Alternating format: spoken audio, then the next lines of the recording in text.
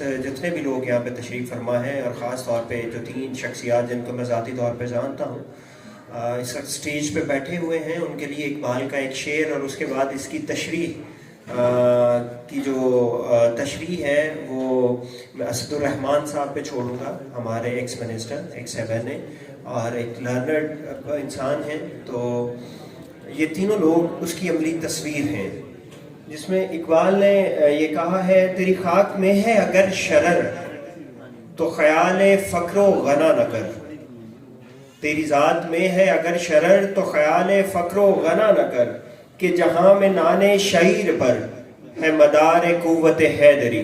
آپ لوگوں کی بھرپور تالیوں میں جناب اسد الرحمان صاحب۔ دوستو، بھائیوں، مینجمنٹ کمپنی کے جو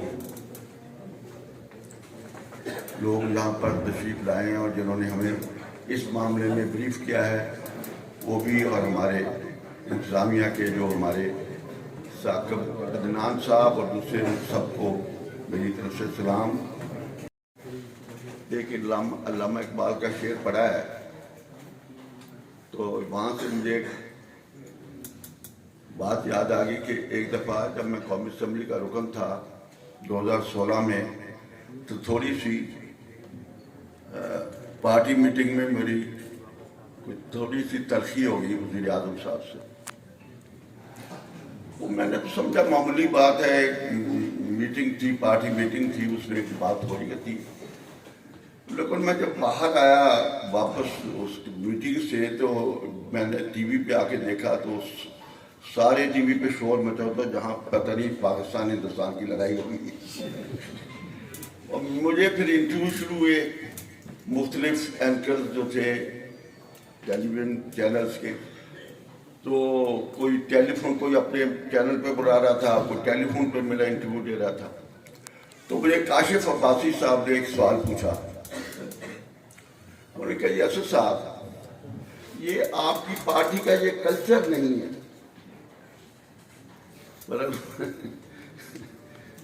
میں بتانا چاہتا ہوں ان کا مطلب کیا تھا، پر انہوں نے کہا: جی آپ کی پارٹی کا کلچر یہ نہیں ہے تو آپ بھی کیوں اس طرح کرتے ہیں کہ آپ ذرا اختلاف کرتے ہیں یا کوئی تلخ کلامی۔ تو میں نے ان کو جواب میں یہ کہا تھا کہ میری بدقسمتی یہ ہے کہ میں جب چھوٹا تھا، ذہن پختہ نہیں تھا، تو میں علامہ اقبال کو پڑھ بیٹھا۔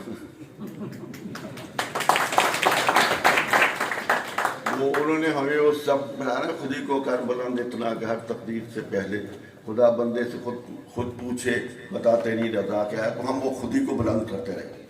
جب میں نے LLB کر لیا تو لال پور میں وکالت شروع کی، اس وقت لال پور کہتے تھے، وہ وقت یاد کرتا ہوں تو پھر میں لال پور ہی کہتا ہوں۔ 1964 میں نے وکالت شروع کی، وہاں ہم بار میں بیٹھے تھے تو ایک شعر کسی اخبار میں چھپے تو وہ ہم نے پڑھے اور اس کو اکثر پھر ہم دہرایا کرتے تھے کہ ہم نے اقبال کا کہا مانا اور بھوکوں مرتے رہے، جھکنے والوں نے رشوتیں پائیں، ہم خودی کو بلند کرتے رہے۔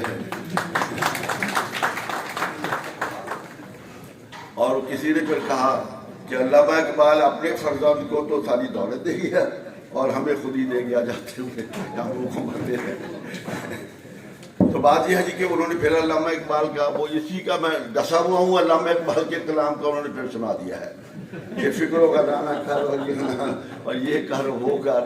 تو بات یہ ہے نانے جمی سے وہ جو قوت حیدری پیدا ہوتی ہے، ہم تو وہی نانے جمی کھاتے ہیں۔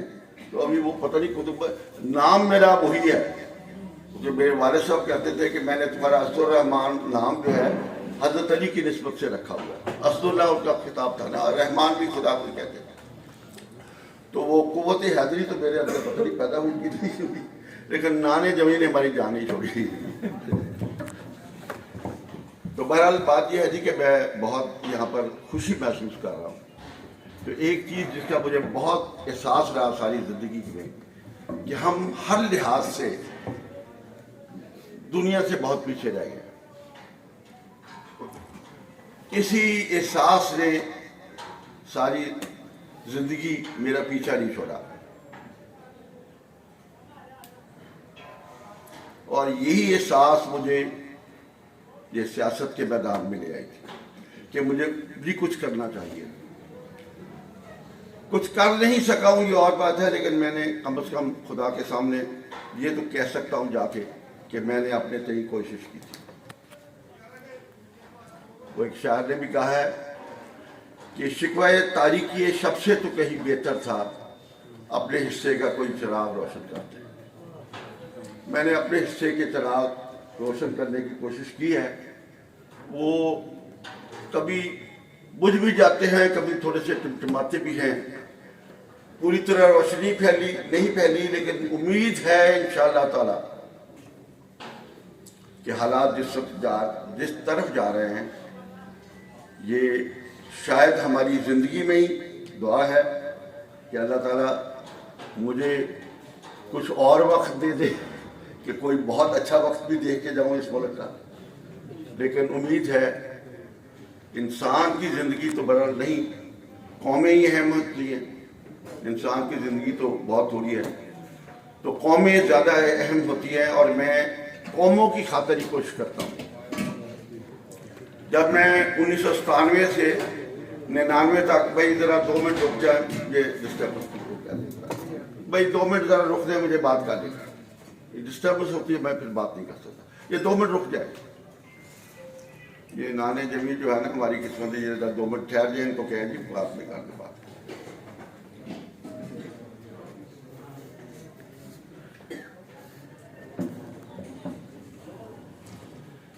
قرآن شریف میں اللہ تعالیٰ نے فرمایا ہے انتم الاولون ان کنتم مومنین، تم دنیا پر غالب رہو گے اگر مومن ہو تو.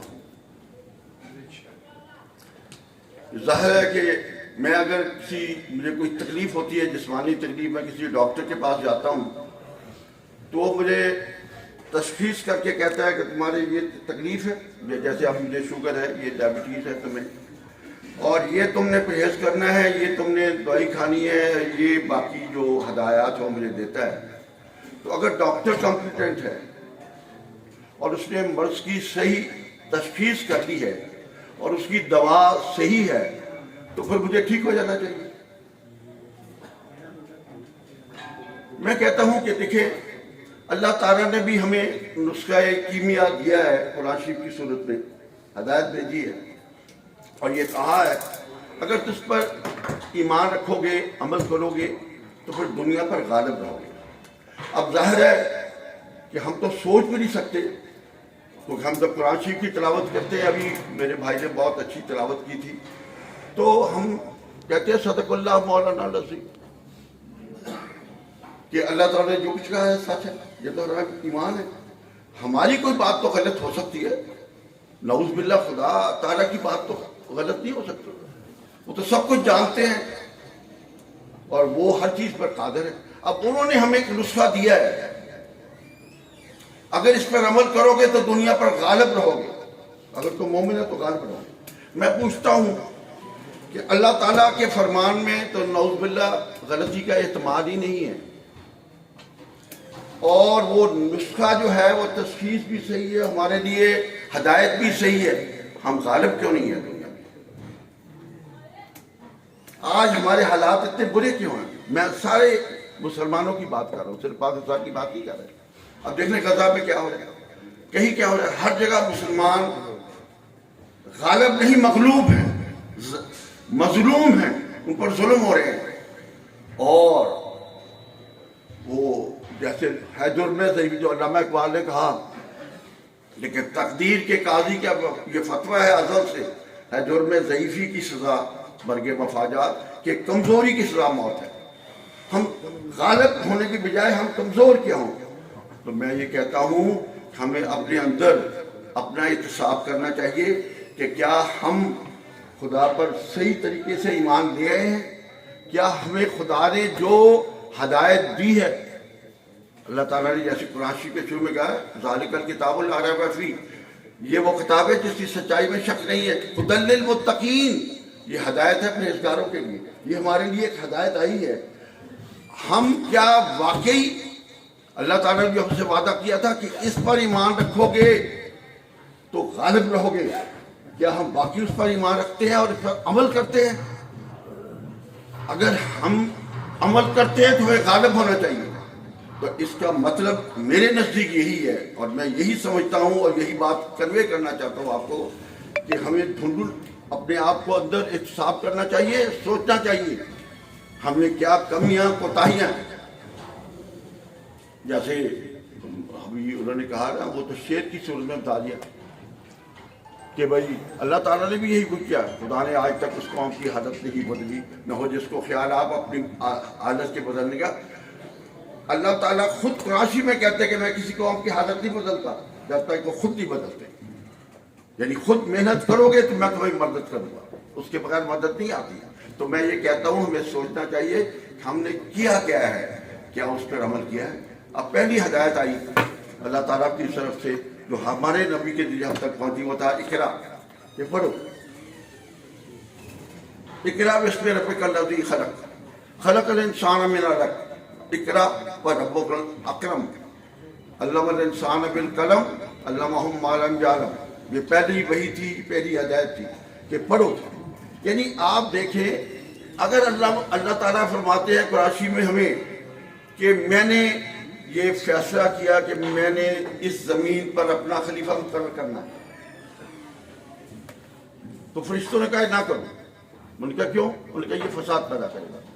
اس لیے پہلا الزام جو ہمارے پیدا ہونے سے پہلے انسانیت پہ لگا وہ کہ یہ فساد پیدا کرے گا.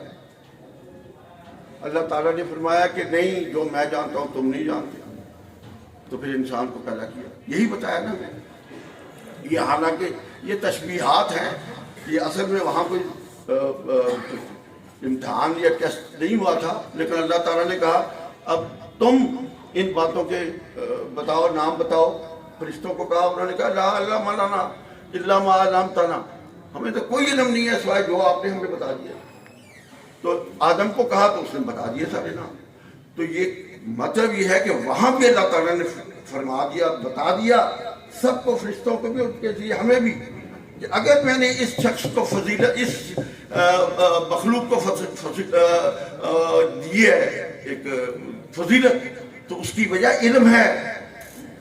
وہاں اور نہیں کہا کہ دیکھو یہ خوبصورت تم سے زیادہ ہے، اس سے کشتی کرو یہ تم سے زیادہ طاقتور ہے، جیسے باکسنگ کرو، جیسے کرکٹ کھیلو. اللہ تعالیٰ نے کہا کہ یہ بتاؤ، یعنی علم بتا دیا کہ اس کو میں نے علم زیادہ دیا ہے، اس لیے اس کو خلیفہ بنایا ہے. اور یہاں ہمیں بھی پہلی ہدایت دی کہ پڑھو، علم حاصل کرو. علم الانسان بالقلم، انسان کو میں نے قلم کے ذریعے علم دیا ہے. علمہ ما لم یعلم. اور اللہ تعالیٰ قرآن میں فرماتے ہیں لا یستوی الذین یعلمون والذین لا یعلمون، وہ لوگ جو علم رکھتے ہیں اور نہیں رکھتے ان کا درجہ برابر نہیں ہو سکتا. دیکھ لیا ہم نے کہ دو قومیں علم میں آگے نکل گئی ہیں، وہ دنیا پہ چھا گئی ہیں. ہم علم کی کمی کی وجہ سے، علم میں پیچھے رہ جانے کی وجہ سے آج دنیا میں ہم خدا کو جو بات اللہ تعالیٰ نے ہمیں بتائی تھی اس پر عمل نہ کرنے کی وجہ سے آج ہم دنیا میں ذلیل و خوار ہیں اور مغلوب ہیں غالب ہونے کی بجائے. تو میں ہمیشہ جو شہباز شریف صاحب کو ملتا تھا، جب میں کبھی آپ مجھ پر مہربانی بھی کر دیتے ہیں، چانس دیتے ہیں کہ شاید یہ کوئی بندے کا پتر بن جائے، تو کبھی ووٹ بھی دے دیتے ہیں، ایم ایل اے بھی بنا دیتے ہیں. تو میں ان کو کہتا تھا